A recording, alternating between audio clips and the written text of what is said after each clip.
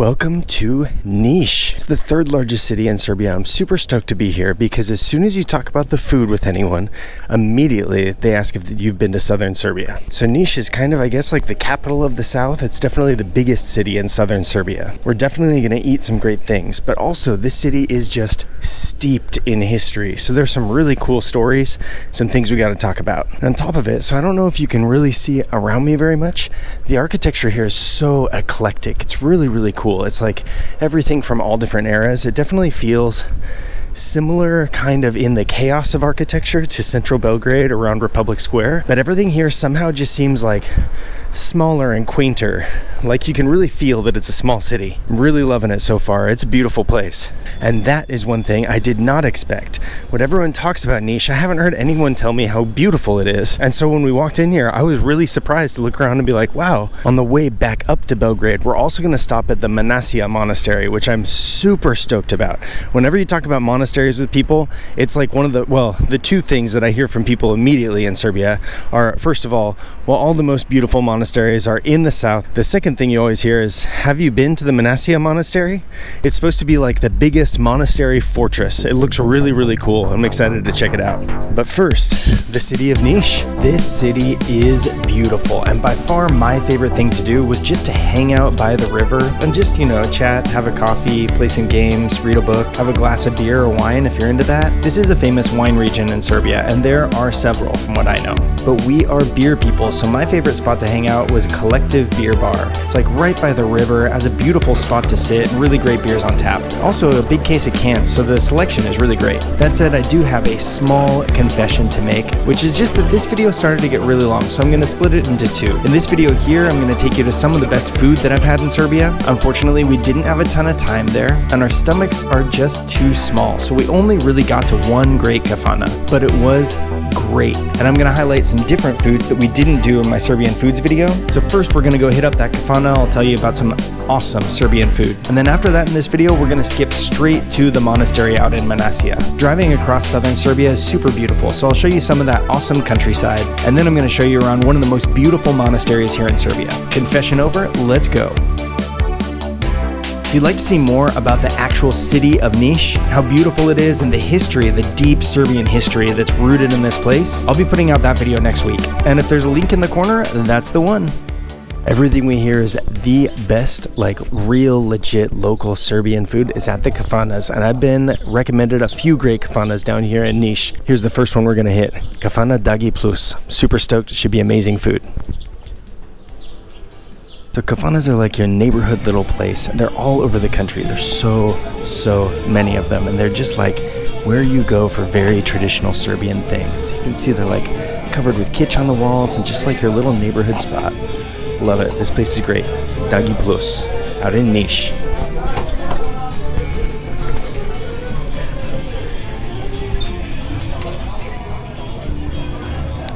Starting off with two types of cheese, grilled and fried. It's gonna be fantastic. And this place is getting really cool. It's getting super festive. There's like a wedding or something like that going on out back.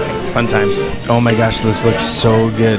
So prženja is like omelet egg dish. Looks awesome. Karađorđe schnitzela, I'll show you what it's like in a moment. So good. The bread looks incredible. All that Dagi Plus out in Niš. If you ever have the pleasure to get a Karađorđe schnitzela, here's how it goes. Forgot to ask about the eyebrow.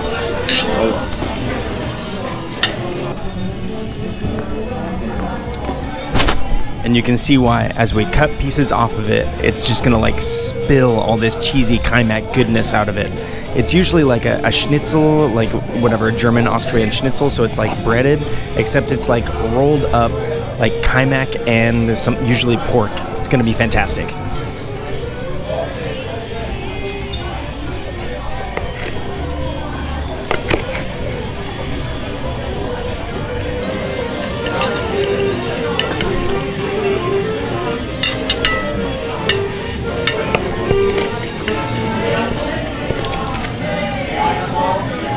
The last thing we ordered is a perfect example of how, if you're in Serbia, you have to get meats on the grill.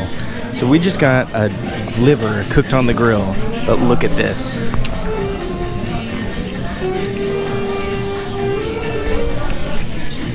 I'm telling you, it smells fantastic.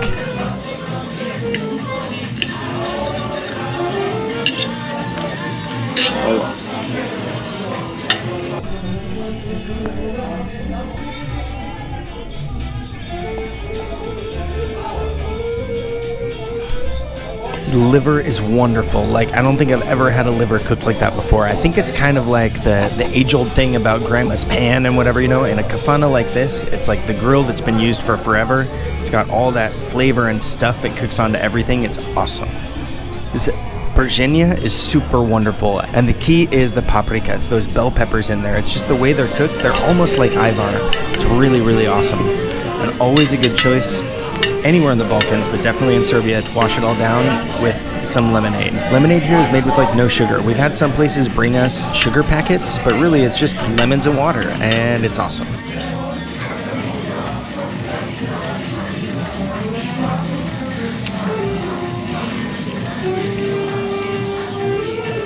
Weddings in the Balkans are super fun. The first time I saw this type of culture of like the caravan of cars and people honking and it's all decorated, super festive.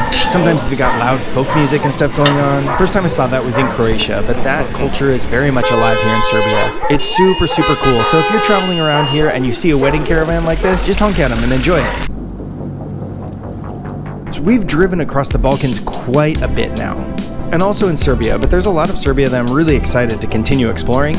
The first thing I would say is it's way prettier when you get off the highways, of course. So if you go like major city to major city, you won't get the best driving experience. One of the coolest things about going to Manasija is it takes you way off the highway, like, I don't know, maybe 50 kilometers or something like that you spend off the highway, and you go through this beautiful hilly farm country. It's awesome. Driving North Serbia is also pretty, but it's nothing compared to Southern Serbia. One of the things I've learned is if you want pretty driving, go to the south.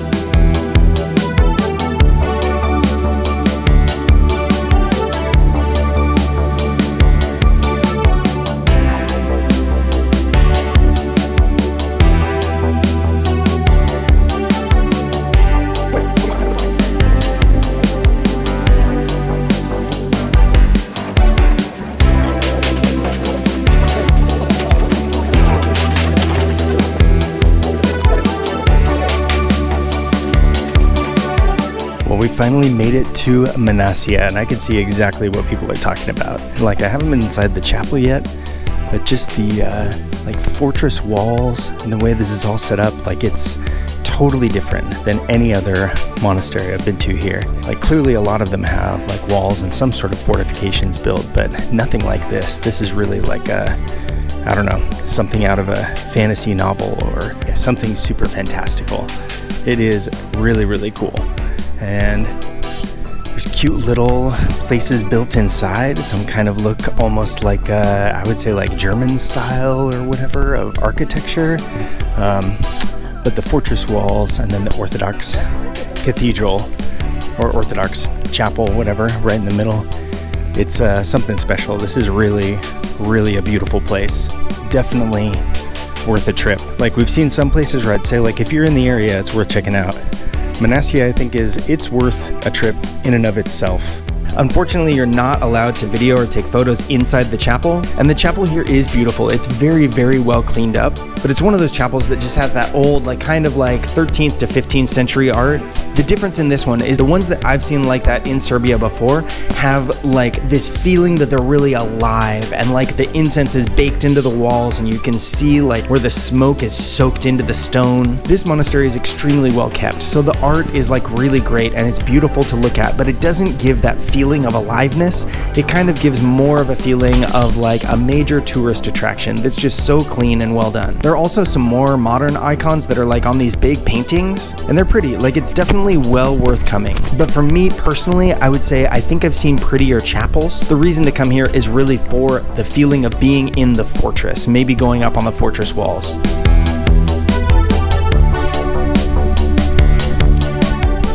The chapel certainly is beautiful and serene. Really nice place to say some prayers. Peaceful place of worship. You can see the reason this was actually such a famous monastery has got to be It was a bastion. It was able to hold itself as a fortress monastery. So I'm sure relics of the church, pieces of art maybe, sacred pieces of culture, all would have been sent here and protected over centuries. Obviously this area as well was under Ottoman rule for a long time, so it didn't hold forever. But certainly a daunting challenge to think of how an invading army in like the 16th, 17th century would think about taking a fortress like this. It's absolutely amazing. I've only started to touch the iceberg of monasteries here in Serbia. The ones, honestly, that have really impressed me in terms of the art on the interior are the monasteries in Fruška Gora. If you're interested in checking them out, here's a link on the end screen.